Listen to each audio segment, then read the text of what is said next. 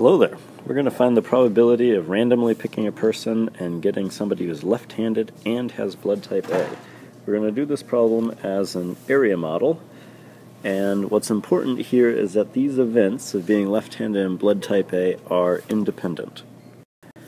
And that's going to be very important because the problem would be exceedingly difficult, or at least different, if left-handed people were more likely to have blood type A or less likely to have blood type A. But since they are independent, I can set this up as an area model. So on one axis I have handedness, on the other axis I have blood type, an E at the end there.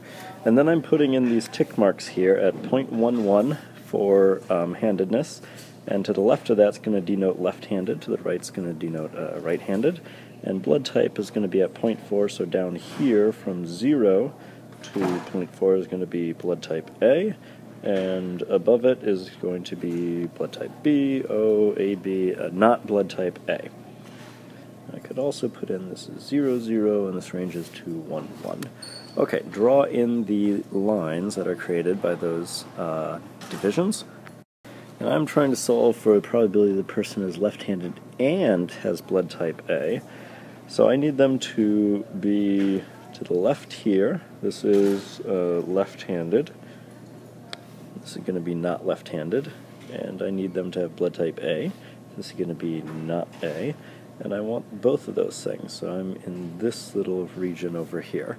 And then I figure out the area of that. I know the dimension, so multiply. Now, I suppose technically this is actually a proportion of the whole area, but the whole thing's 1 by 1, so this is all being divided by 1, so my probability is going to be 4.4%. And I'll write that out here. And I'm using the intersection notation here for probability of left-handed and blood type A, 4.4%. This little symbol here that is and, that's for an intersection of the two of them. Okay, the second part of the problem is, what if I'm happy if I get a left-handed person or somebody with blood type A? I'm going to do that over here on the right-hand portion. So once again, constructing my area model, the dividing lines are going to be the same, but what I shade might be different this time. Will be different because I'm doing OR.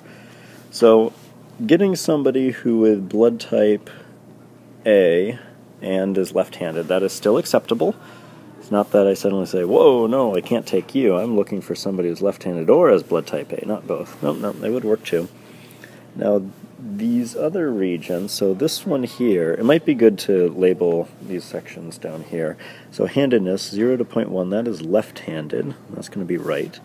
Blood type, this is A. This is going to be not A. So what's going on in this region is the person is left-handed and they do not have blood type A. What's going on in this region is they are right-handed, but they do have blood type A, and this is right-handed and they don't have blood type A. So I want left-handed or has blood type A, so this region is going to be acceptable for me. I can shade that in. And this region over here is also going to be acceptable for me because they have blood type A. So this is making an L shape in those acceptable regions. And there are different ways of counting out that area. I'm going to use the addition rule for this. So the probability that they are left-handed or have blood type A is equal to the probability of being left-handed plus the probability of blood type A minus the probability of left-handed and having blood type A, those intersection and union symbols. And it gives me all of this information here. So I start going through my probability of being left-handed or having blood type A is equal to the probability of being left-handed, so that's going to be 11%, plus the probability of having blood type O, that's 40%, minus the overlap, and I actually calculated that out in the previous problem, so that's 0.044, and I just add those up. So I have a 46.6% chance of getting somebody who is left-handed or has blood type A. Now again, I said that's not the only way we could have done this. Other slick ways, so you could get the area of each of these individual rectangles, we could also say, well, what about this area here? This is the complement, what it's not. And that is going to be right-handed, so 0.89 times not having blood type A, 0.6. So there's a 53.4% chance of not getting somebody who's left-handed but has blood type A.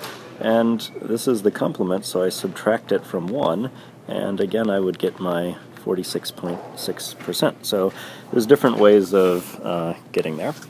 All right. I would like to see shaded area models to inform your decisions for these problems. Now, whether or not you do this intersection union notation, that is okay, but I think that's going to be what we move to next year in integrated 3x. Character and Scholarship for Life.